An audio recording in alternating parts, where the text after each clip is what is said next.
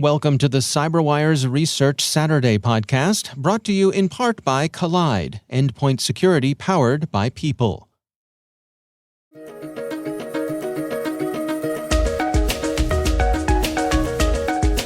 Hello, everyone, and welcome to the CyberWire's Research Saturday. I'm Dave Bittner, and this is our weekly conversation with researchers and analysts tracking down threats and vulnerabilities, solving some of the hard problems of protecting ourselves in a rapidly evolving cyberspace. Thanks for joining us.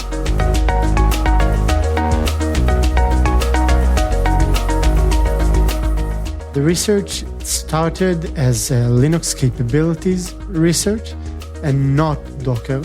But as I went forward with it, I found that Docker had a vulnerability and Microsoft had one too. That's Alon Zahavi. He's a security researcher at CyberArk. The research we're discussing today is titled How Docker Made Me More Capable and the Host Less Secure.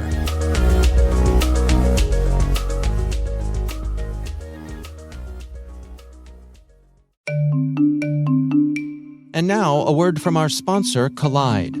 Collide sends employees important, timely, and relevant security recommendations for their Linux, Mac, and Windows devices right inside Slack. Collide is perfect for organizations that care deeply about compliance and security, but don't want to get there by locking down devices to the point where they become unusable. Instead of frustrating your employees, Collide educates them about security and device management while directing them to fix important problems. Visit collide.com/researchsaturday to sign up today. That's KOLIDE.com/researchsaturday. Enter your email when prompted to receive your free Collide gift bundle after trial activation. And we thank Collide for sponsoring our show.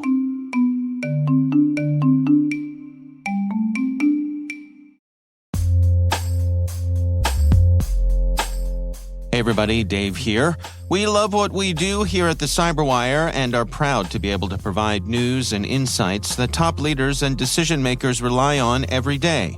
We'd like to give a huge thanks to our many sponsors that make all of this possible and invite your company to join them in reaching over 250,000 unique listeners and 50,000 readers each week.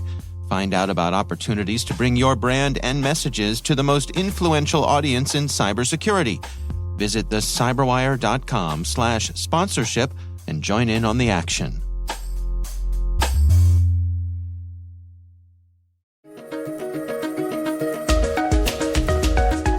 And with both of those vulnerabilities, I succeeded at escalation of privileges in a Linux machine. Well, let's start with Linux itself then. Can you describe for us what are the capabilities here and how do they lead us into a bit of trouble?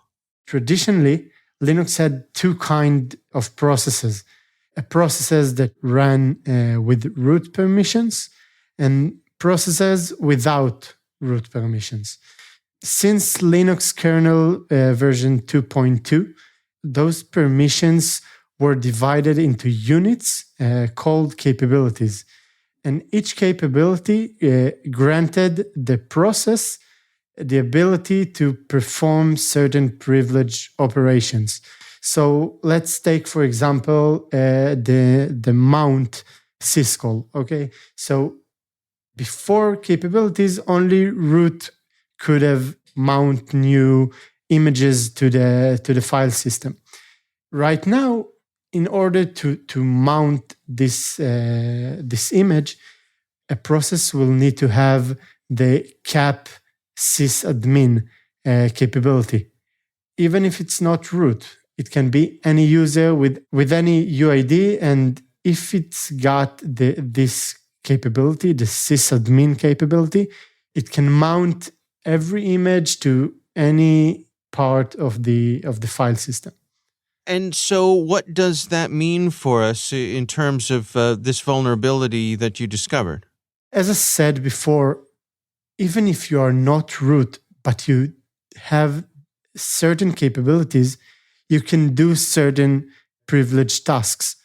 So in case of the vulnerability I found, if you had a GDB, which is a debugger in Linux, with the capability of sysptrace, you can attach yourself as a debugger to any process, even if it's high privileged process.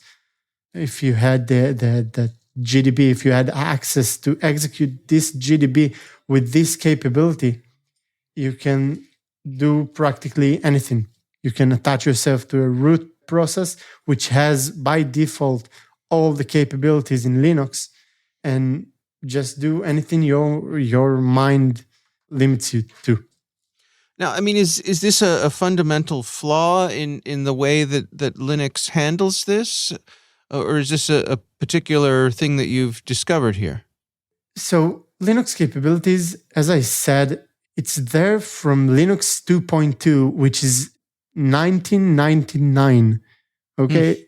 It's been there for a long time, but only recently with the development of cloud and containers that we see this mechanism started to being used. In case of the things I found, it's been misused by mistake by some vendors.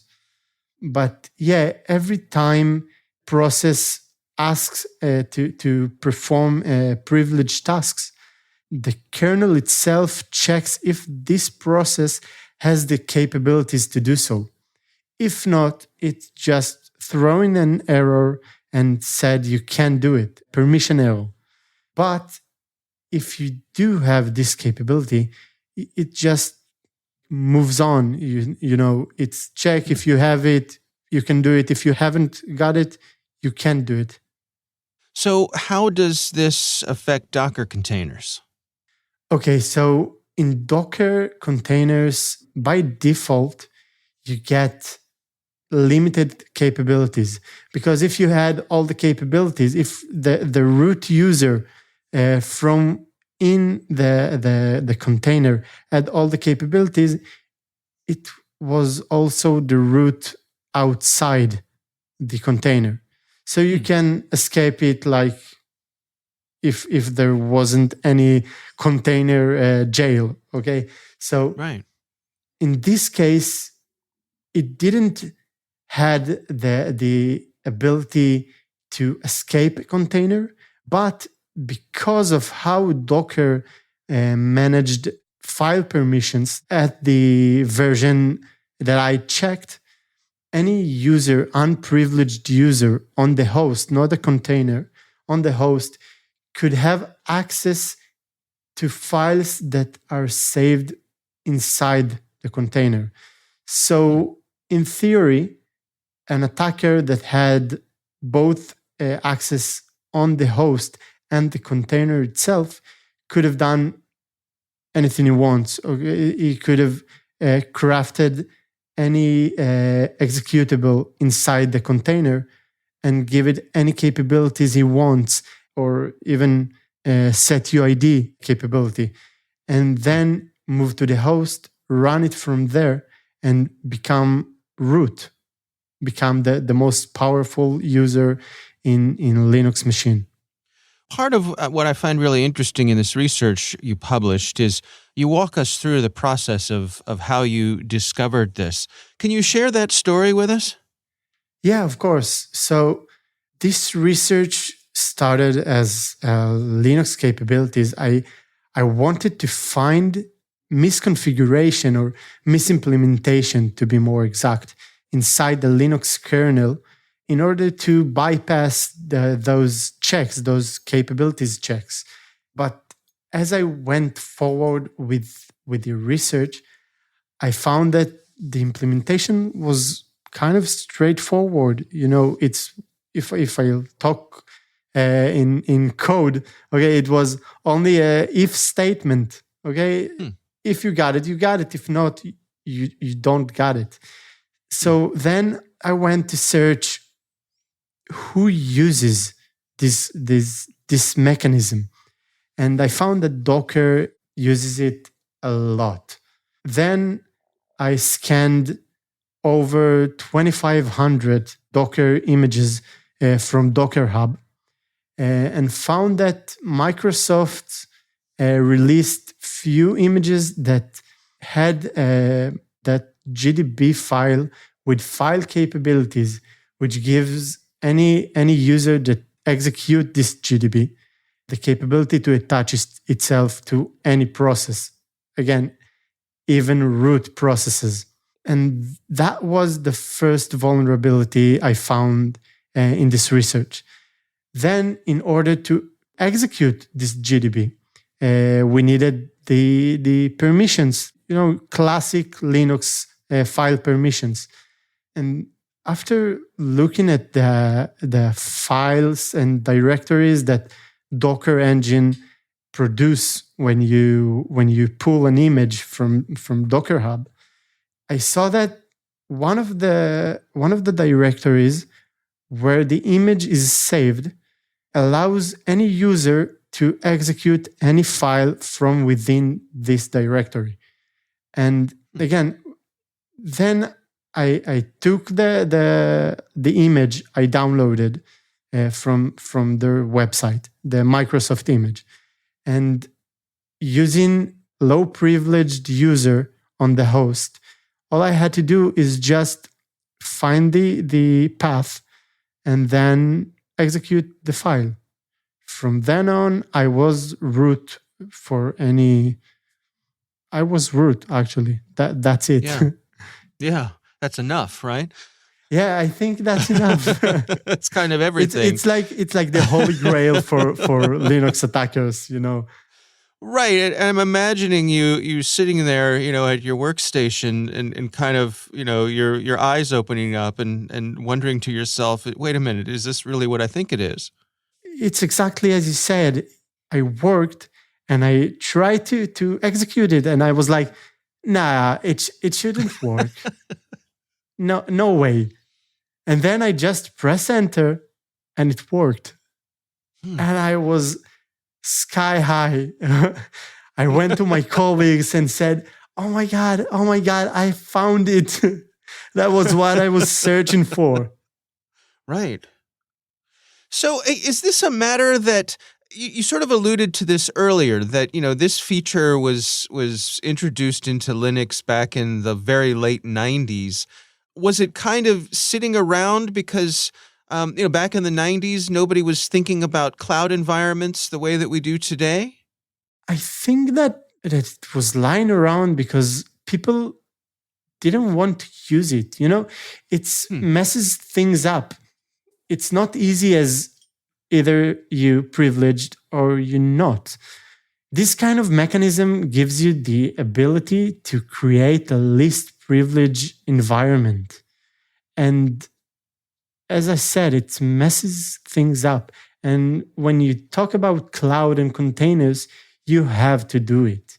When you're using a container which has the same kernel as the host, you have to do it.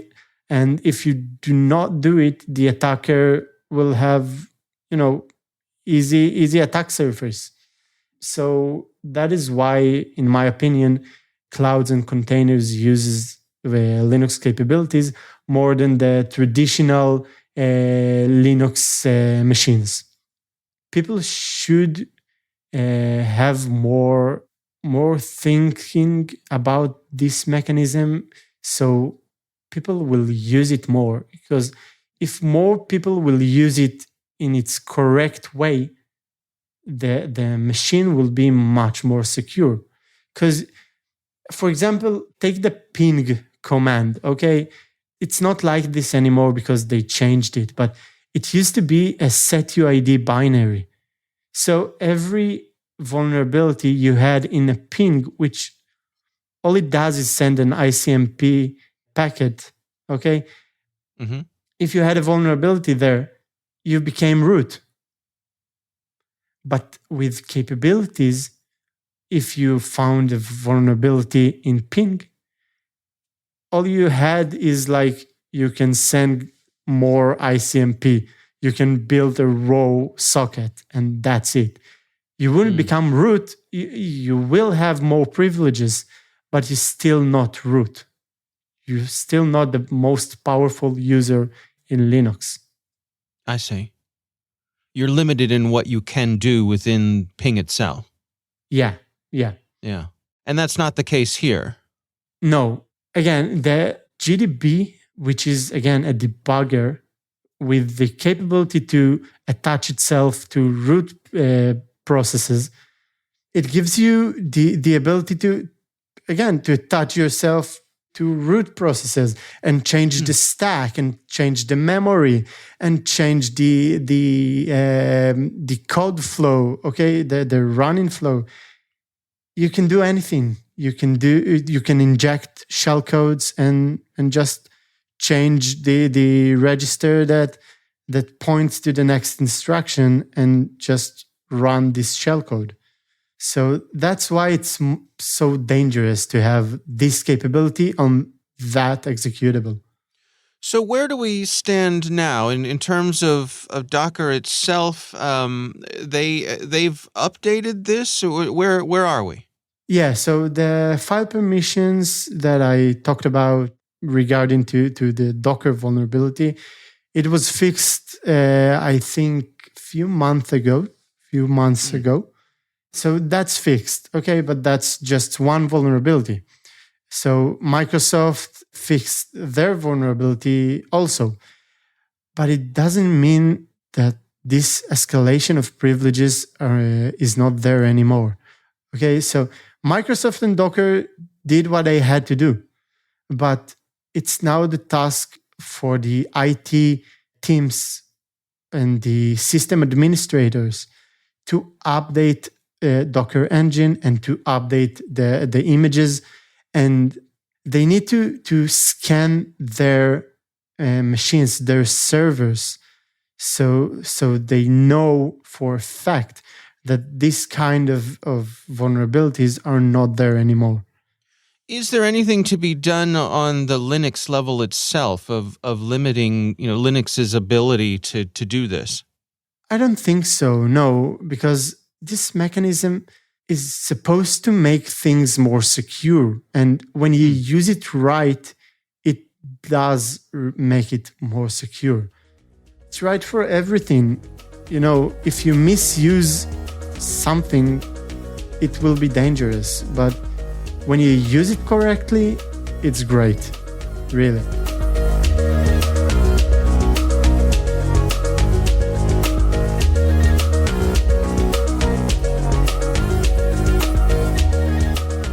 Our thanks to Alon Zahavi from CyberArk for joining us. The research is titled How Docker Made Me More Capable and the Host Less Secure. We'll have a link in the show notes.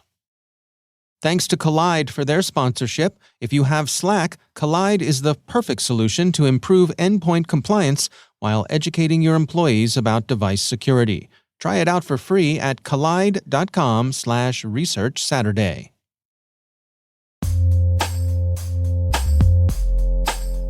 Hey everybody, Dave here.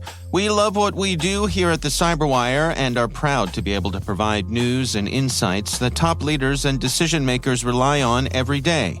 We'd like to give a huge thanks to our many sponsors that make all of this possible and invite your company to join them in reaching over 250,000 unique listeners and 50,000 readers each week. Find out about opportunities to bring your brand and messages to the most influential audience in cybersecurity. Visit thecyberwire.com/sponsorship and join in on the action. The CyberWire Research Saturday is proudly produced in Maryland out of the startup studios of Data Tribe, where they're co-building the next generation of cybersecurity teams and technologies. Our amazing CyberWire team is Liz Irvin, Elliot Peltzman, Trey Hester, Brandon Karp, Eliana White, Paru Prakash, Justin Sabi, Tim Nodar, Joe Kerrigan, Carol Terrio, Ben Yellen, Nick Valecki, Gina Johnson, Bennett Moe, Chris Russell, John Petrick, Jennifer Iben, Rick Howard, Peter Kilpie, and I'm Dave Bittner. Thanks for listening. We'll see you back here next week.